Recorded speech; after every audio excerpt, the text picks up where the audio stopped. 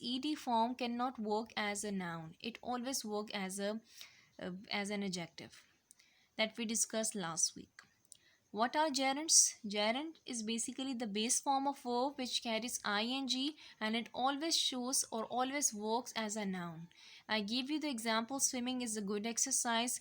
Here if I ask you what is a good exercise, so the answer would be swimming. Then I love painting.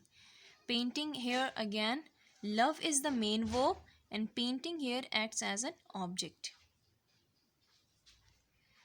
Then we have, if I ask you what do you love, then you would say I love painting. So here painting acts as an object of a sentence.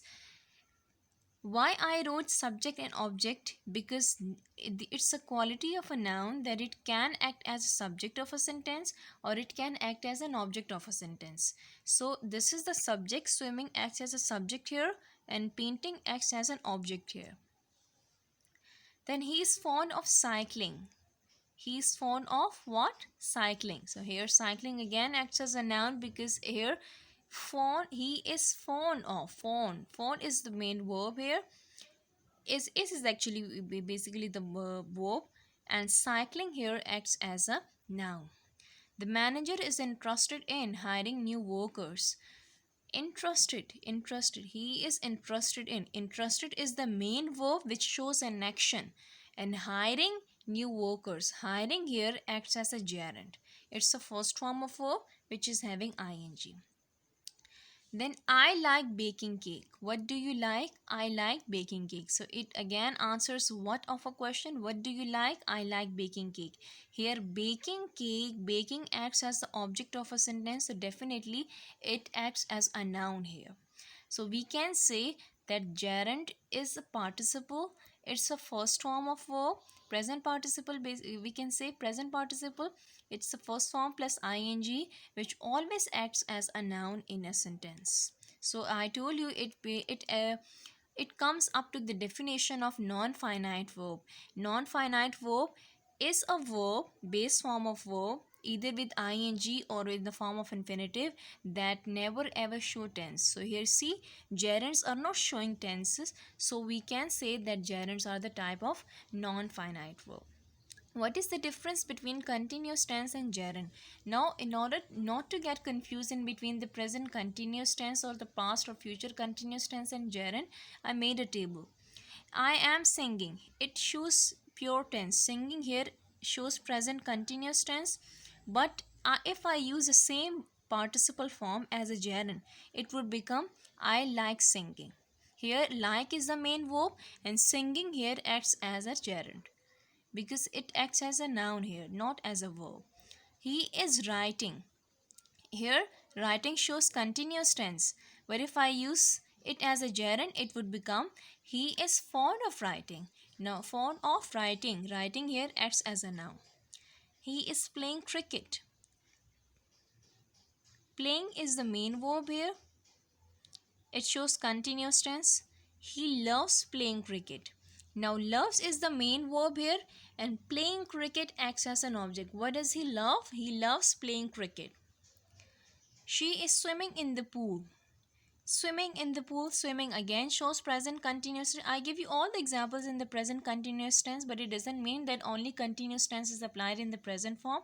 It can be the past or future, but I just give you the example of the present one.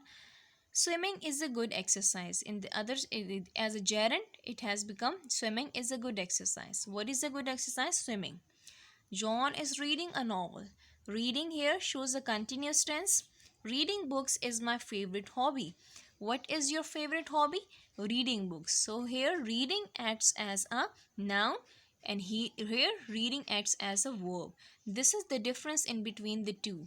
Here participle is showing tense. Here participle is used as a noun, not as a verb. I hope you understood the topic of gerund.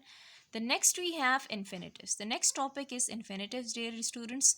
It's another type of non-finite verb where we will be having a base form of verb, and before that base form we will be using to.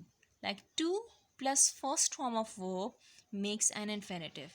An infinitive usually begins with to followed by base form of verb. It is not used as a verb. It always begins with the to. Like most of the time it begins with the to, but there are some other types of infinitive which are called bare infinitive. We'll be discussing later. But keep it in your mind that to plus first form of verb makes an infinitive. Examples: I love to sleep. Here, to plus first form. Although sleep is a verb, but here it is written after to, and it makes an infinitive. Again, I would say just like gerund, infinitives are also non-finite verb. So they won't act as a verb in a sentence. They will always act as a noun. Not always. Like it can act as an adjective, it can act as an adverb. But right now, what I'm discussing with you, infinitive as a noun. So to sleep, what do you love? I love to sleep. In the previous one, in gerund, I love sleeping. Sleeping was gerund. Here, I love to sleep. To sleep is an infinitive. What do you love? I love sleep. Then to help others is a good thing. As a subject, to help others, infinitives are used as a subject. Again, it is acting like a noun in a sentence. To play cricket is her favorite time pass. What is her favorite time pass? Her favorite time pass is to play cricket. Here again, infinitive works as a subject of a sentence. I really need to eat something. What do I or what do you really need? I really need to eat something. So again, to eat works as a noun, not as a, although eat is the form of verb, but here we would say that to plus first form is definitely making an infinitive.